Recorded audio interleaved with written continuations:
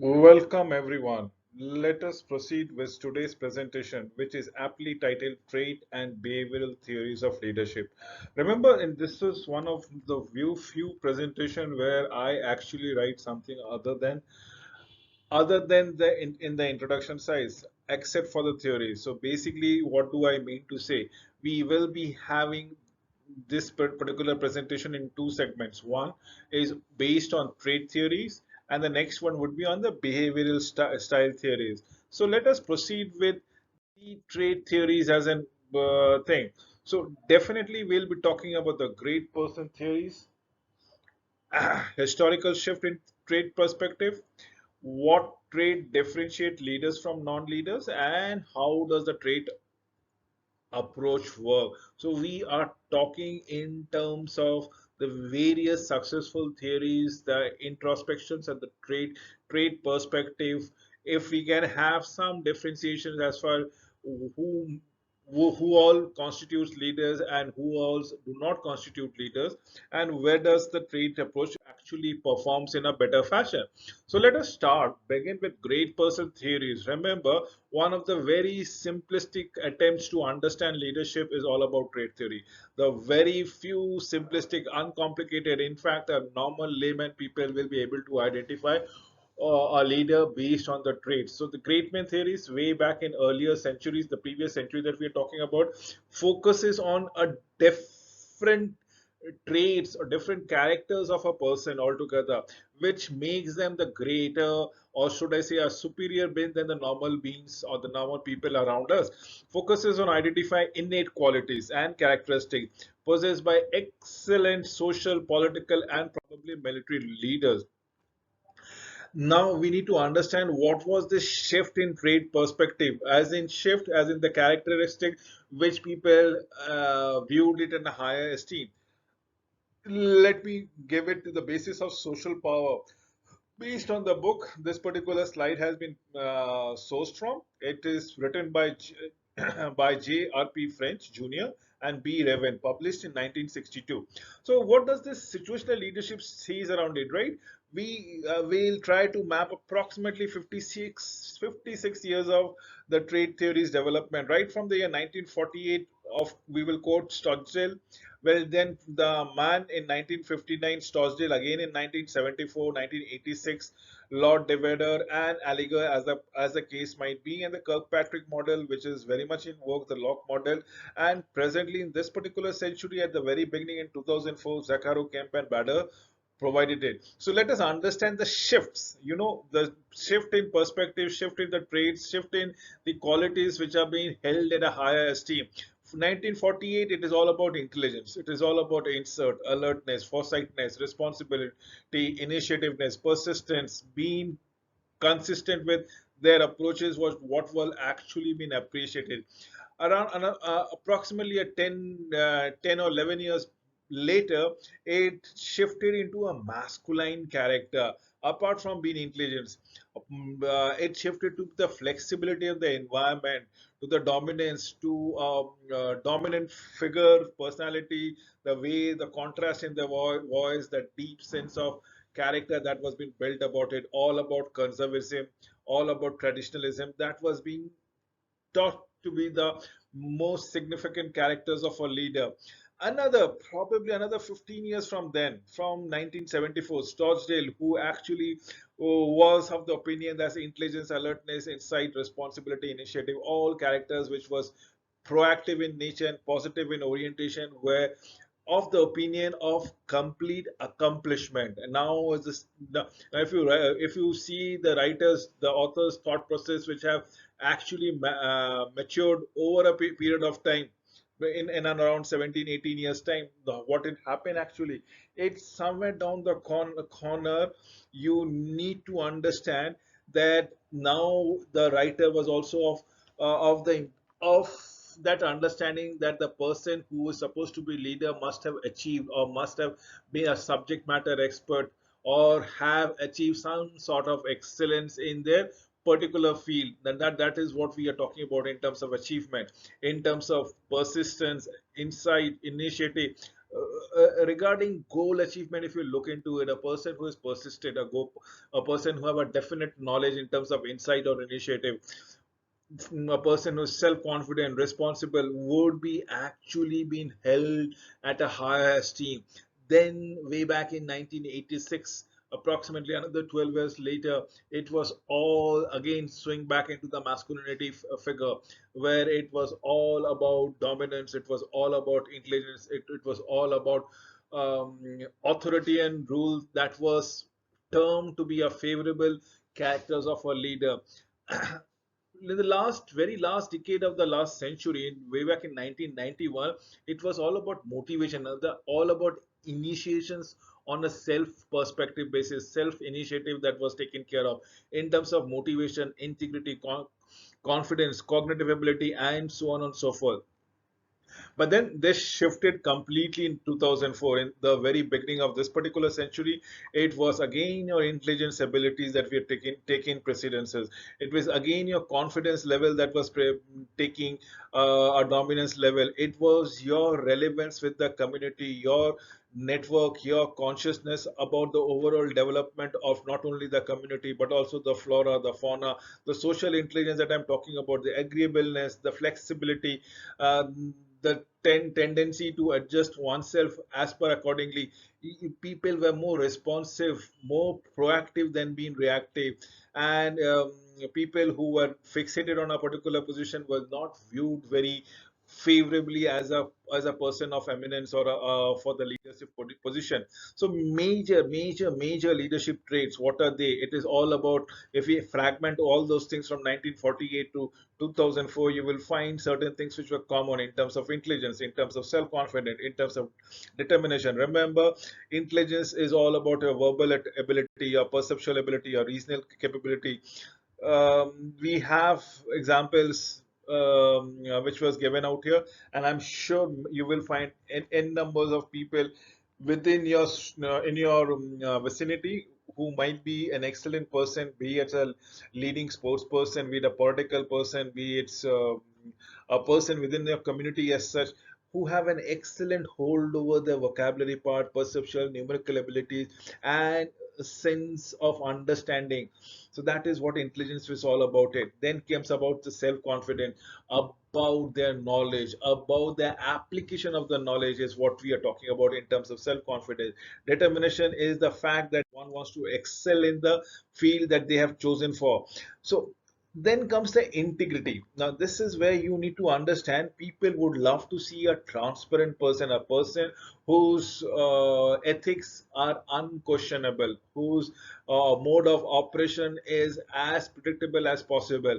People with a definiteness in the characters as far as honesty and trustworthiness is all about it. This were the people who which will taken mostly into consideration as a leadership trait. Sociability, the way to the ability to relate to another person is what was looking into it. We call it networking, we call it being relevance, we call it building relationship or teamwork, camaraderie, you name it, and that is what sociability is all about it, where you are readily acceptable within the community. So let us understand the five personality traits or models of leadership. They are neurotism. Neurotism is all about negativity, all about being insecure, anxious, vulnerable, depressed. So you are trying to be within your shell because you don't want to expose yourself to the newer experiences which might not be conducive, since you cannot handle such experiences thereby. So it was all neurotism. Then comes the extrovertism. It is being the possibilities of uh, probably exploring n numbers of possibilities as far as society is concerned. New experiences, new thing, new language, new food, anything new in nature. Probably people would jump to experiences, and that is what an extrovert version is all about. These people are communicative. These people are understanding. These people are empathetic. These people will go out of their needs to actually achieve certain sense of relation. We're talking about openness, the tendency to be informed, creative, insightful, wherein you are ready not to get assimilated only, but also to assimilate within yourself, absorb, learn, be insightful, try to make a sense of the situation. Agreeableness is a tendency to be accepting, confirming, trusting, and probably nurturing is what we are looking into it.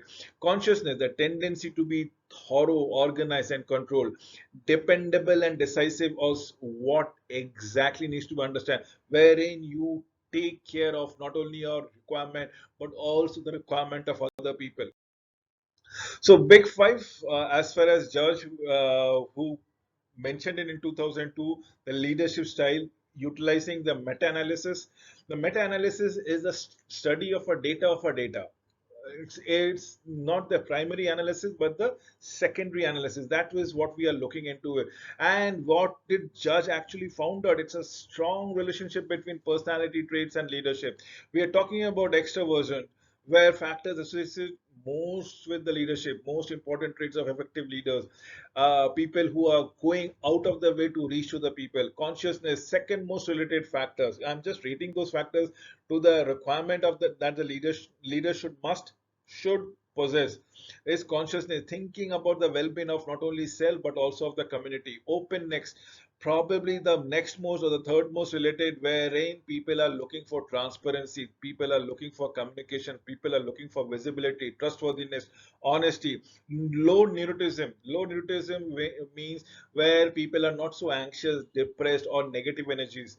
And agreeableness only weakly relate to this particular position of leadership. Agreeableness are people who is agreeable to good things, bad thing, not so good thing, not so bad thing, agreeable to any and every situation. So they are not the right candidate, in fact, to lead somebody, the peers thereby. So emotional intelligence and leadership, as the definition goes around it, is the ability to perceive and apply emotion in the life task. As we are in a different stages of life, what do we go across with it? Reason, understand emotion, express emotions, use emotions to facilitate thinking, manage emotions within oneself and relationship.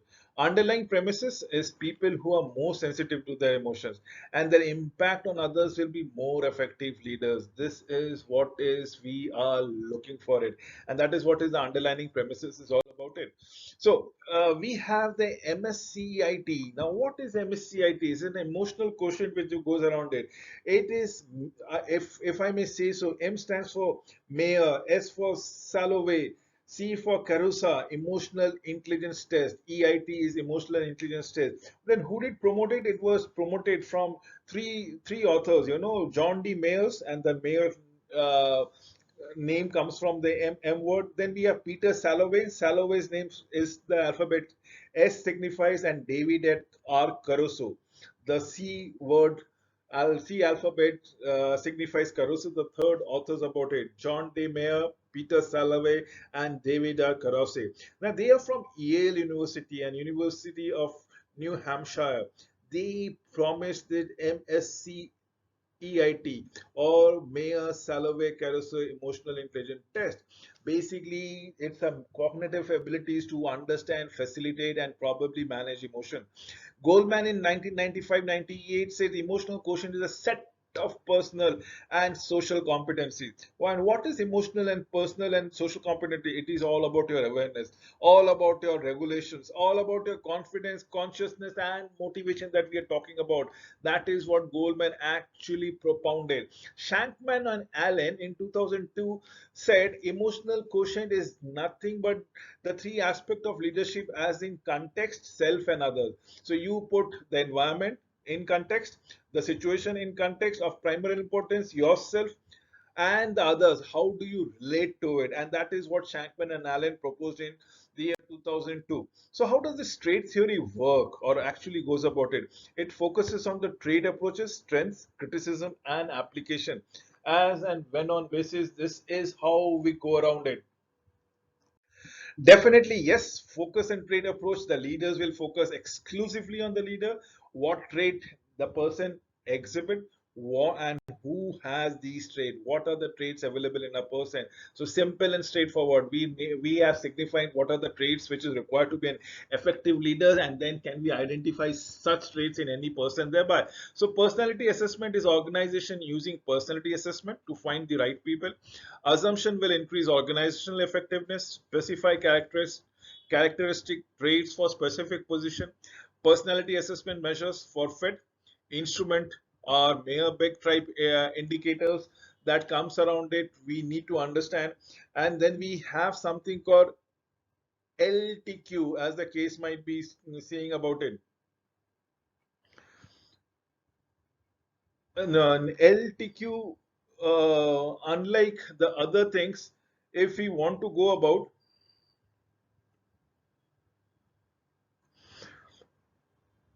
it's a subscale and a reactions time. It is all about the flashcard that comes around it. Now, we need to understand what exactly the personality would be going about it.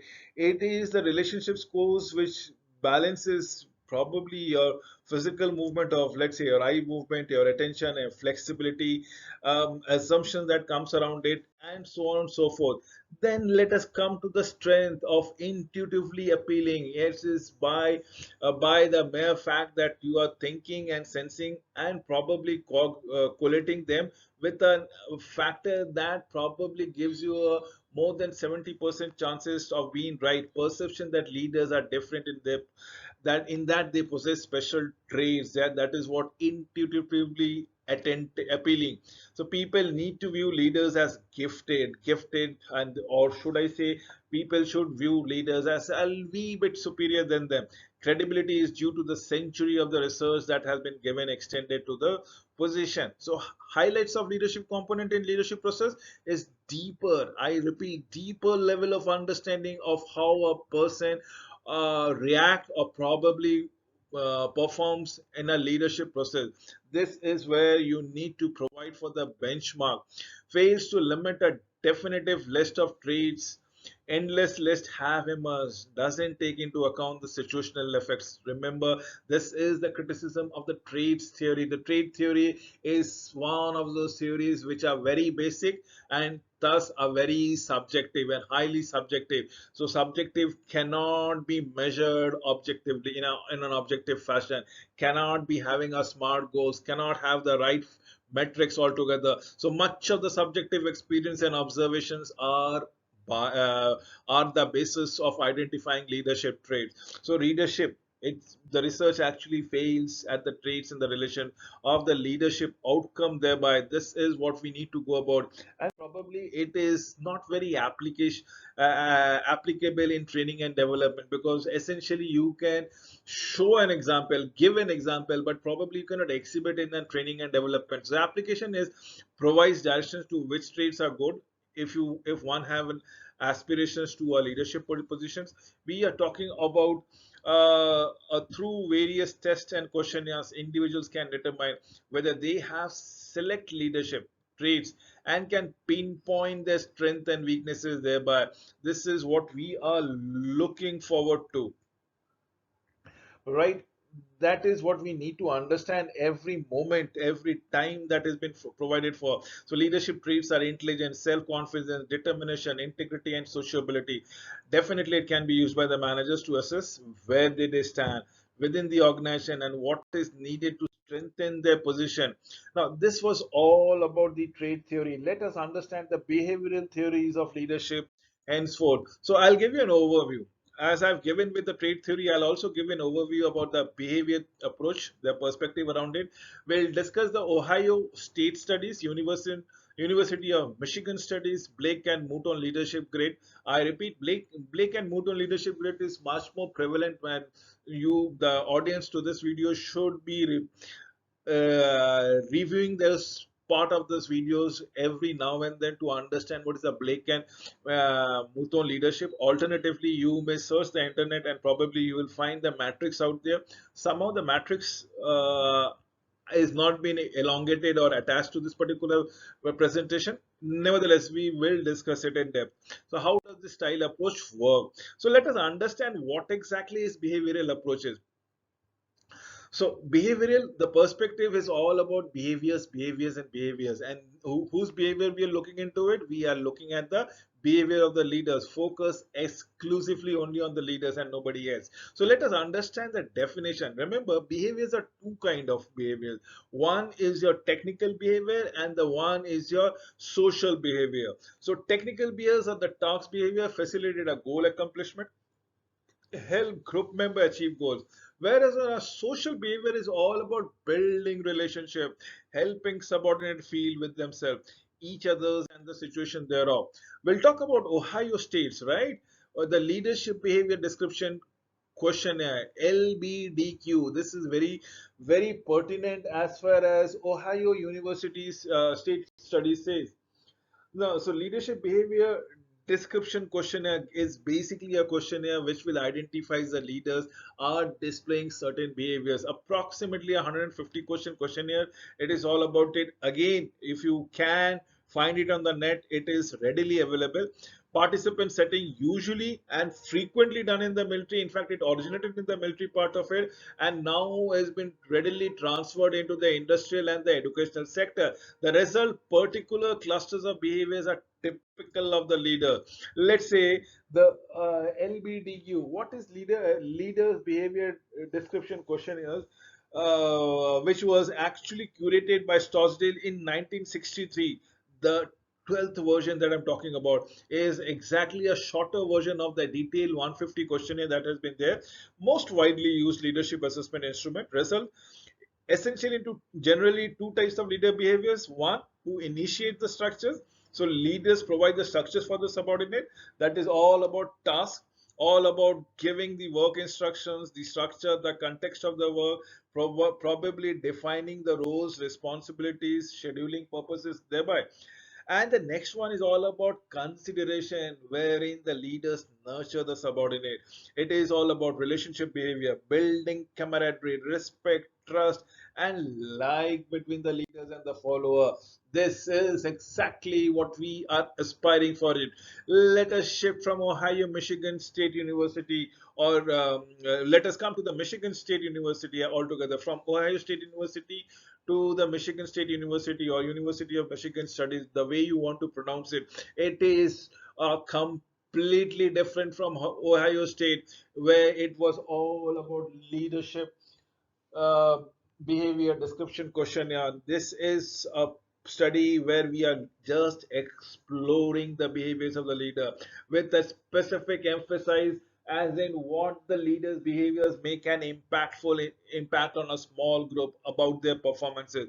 Again, in Michigan State University is much more categorically has a definite ambient of metrics, because these have only two outcomes. These will be employee centric or production centric, or employee orientation or a production orientation.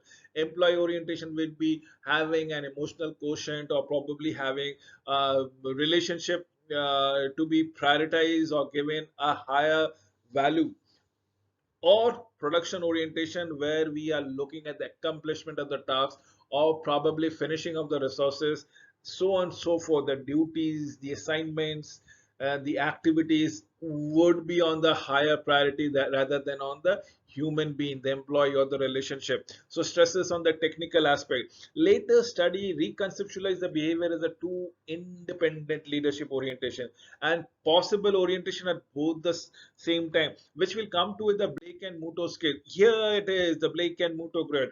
Remember, I have said if to the audiences, putting in a request that you can always incorporate a matrix and it becomes very easy visually. Now, out here, if you can have a uh, nine cell matrix, three horizontally multiplied by three vertically, so you will have nine cell matrix, and the matrix at the bottom one can be 1 1, and on the top one can be 9 9, as the case might be. If we can have such thing, so we have a matrix like this. Absolutely, if you look into it, we have a matrix. I am trying to draw the matrix for you to understand what exactly will be going around it. This is 1 1. This is, let's say, 1 9. This would be 9-1, and this would be 9-9. And the middle somewhere down the corner would be 5-5, right? Absolutely everybody can understand what is 5-5, and this is the matrix that comes around it. Since what's not present in this particular video, I've drawn the matrix for you to understand. Now authority compliance is 9-1, which we are talking about, all about the task orientation. Or country club management would be 1-9, with all about the consideration of the employees, as the case might be, and so on and so forth. So we will talk about each of them in the subsequent 5 slides that has been measured. Don't worry, I'm not running it away altogether. So historical perspective, the development was way back in 1960s, approximately 60 years from today. It was developed. It extensively used in organizational training, extensively in the training then development department. So purpose was to explain how leaders, managers can be groomed so that they reach their optimum purpose of their existence. That the two factors that was onto consideration was the concern for production and concern for people. So how a leader is concerned with achieving the organizational task. So concern from people is how a leader attends the members of the organization who are trying, essentially trying to achieve the goal. Then we have, this is where the next 5 talks will all be all about it. I said authority and compliance is where authority and compliance is of the primary importance. The figure at 9-1, definitions being efficiency in operation resulting in arranging conditions for work that is such that human interference is minimal, so that work gets the primal importance. The completion of the work is much more interest. The concern for production is very high. The role focuses heavily on task and job requirement and less emphasis on the people. Communicating with the subordinate mainly just for the task instruction. You are not there to build relationship. You are not interested at the employee management, because to you as a manager, employee is just an employee ID, who are just a mean to aid production and not an end to means. Absolutely. So these are result driven people regarded as a tool to them. 9-1 leaders are seen controlling, demanding, hard driving, and overpowering. Now let us have the opposite point of view, as in 1-9 and the country club, where it is all about people, and less about tasks. Definition: though thoughtful attentions to the needs of the people leads to comfortable, friendly, and organizational atmosphere and work tempo. So what essentially we are looking into it, we are looking at a role focus, low concern for tasks, accomplishment coupled with high concerns from interpersonal relation. We are talking about role out here. So less priority to the work, more priority to the people.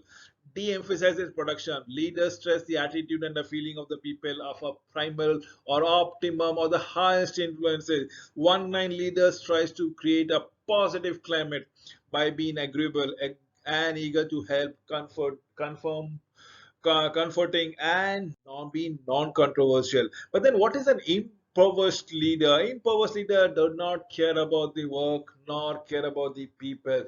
They let the things go, takes this as on when on basis, let things and people go with the flow. So it's minimal effort exerted on to get the work done, as usually to sustain the organizational membership. So role focus, the leaders are unconcerned both in terms of task and interpersonal relationship, going through the motion but uninvolved, almost withdrawn. So they are just there to earn their livelihood and nothing beyond it. So 1-1 leaders have little contact with followers and are described as indifferent, non-committal, resigned, and apathetic. Now let us come to someone who is having a balance between the concern for production and the concern for people. Is a 5-5, the middle of the road managers or the leaders. Adequate organizational performance possible through balancing the necessity of the work done while maintaining satisfactory morale. Now remember, the role focuses is all about leaders who are compromisers, have an intermediate concern for task of people and who do the task. So you try to balance the task and the people, thereby you take the priorities and keep everyone handy. You are ensuring that the subordinates are taken care of. At the same time, the objectives of your superordinate and should not be compromised. To achieve an equilibrium, leaders avoid conflict, while emphasis moderate level of production and interpersonal relationship. So that is what five leaders are all about. It they described as an expedient, prefer the middle ground, soft pedals, disagreements, solo convictions in the interest of the progress, as the case might be. We talk to the best kind of scenarios and nine, where the definition is work accomplishment through the people, committed people, interdependence via common stake in the organization, which leads to the relationships of trust and respect. The role focus is strong emphasis both onto the task and on the interpersonal relations, promotes a high degree of participation and a teamwork, satisfies basic needs of everyone in the corner, and it's a win-win situation. Probably the employees to be involved, committed to their work. Nine leaders are committed, stimulate participation, acts determined, make priorities, and clear the following, behaves open-mindedly and enjoy working. So what is this? This was all about your Blake and Muto models. Now let us come into the paternalism or maternalism, as in masculinity and femininity as these things are concerned. So definition is rewards and approval are bestowed on people in return for loyalty and obedience. Failure to comply lead to punishment. Role focus as leaders who use both 1-9 or 9-1 without integrating them too. The benevolent dictator acts gracious for the purpose of goal accomplishment, treats people as though they were dissociated from the task, regards the organization just as their family, make most of the key decision, reverse loyalty and punishes the non-compliances thereby. When we come into an opportunistic leaders, by definition, people adapt, shift to any grid style needed to gain maximum advantages. Remember, leaders usually have a dominant grid out here. The style remains focused out there every now and then, the backup style that is relevant to what can be done under pressure. The role figures is only according to gain to for selfish purpose only, to gain the limelight, to hawk the success. Leaders use combination of basic five style that I've already said: 1-9-9-1, 1-1-5-5, and 9-9. May be seen as ruthless, cunning, may be seen as adaptable and strategic. The way you want to go around it. If you are at the receiving end, probably you will see as the ruthless and cunning. But if you are at benefiting end, probably you will see as adaptable. So how does behavioral approach work? We'll talk about them on the 4 parameters of focus on behavioral approach: strength, criticism, and application thereby. Let us start with the focus part. Primarily a framework for assessing leadership as a behavior with task and relationship dimension. So what are the scope? The overall scope means the general means of understanding the leader's behavior per se. That is what we are looking at it. Remember, the focus is the effectiveness of the leadership behaviors as far as accomplishment of task and relationship is concerned. The strength, behavioral approaches has a major shift in leadership research.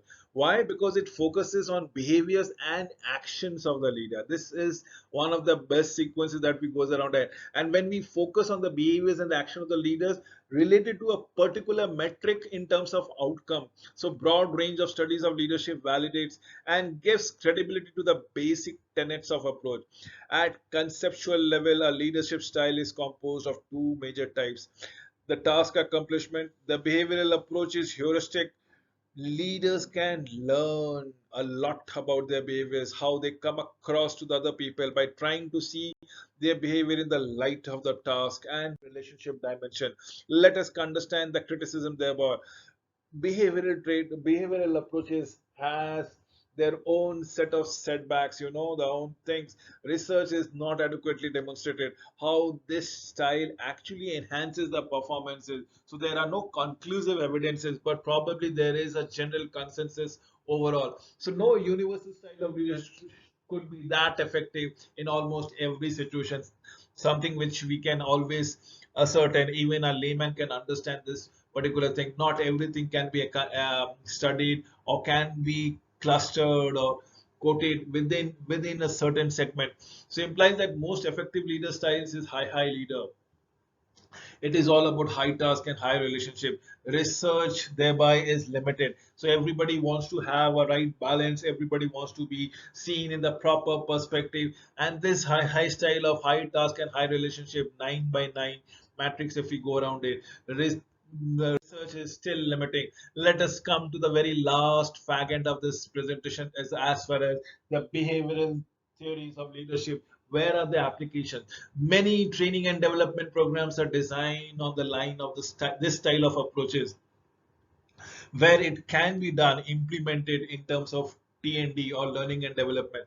By assessing their own style, managers can determine how they can be perceived by others, and probably what are the things that they can do so that this perception becomes more effective and their leadership skills or styles have been more accepted. The style approach applies to nearly everything that a person does, everything that a leader does, everything that happens to that team and the organization. In short, with this few words, I come to an end of this presentation. Thank you for watching this video.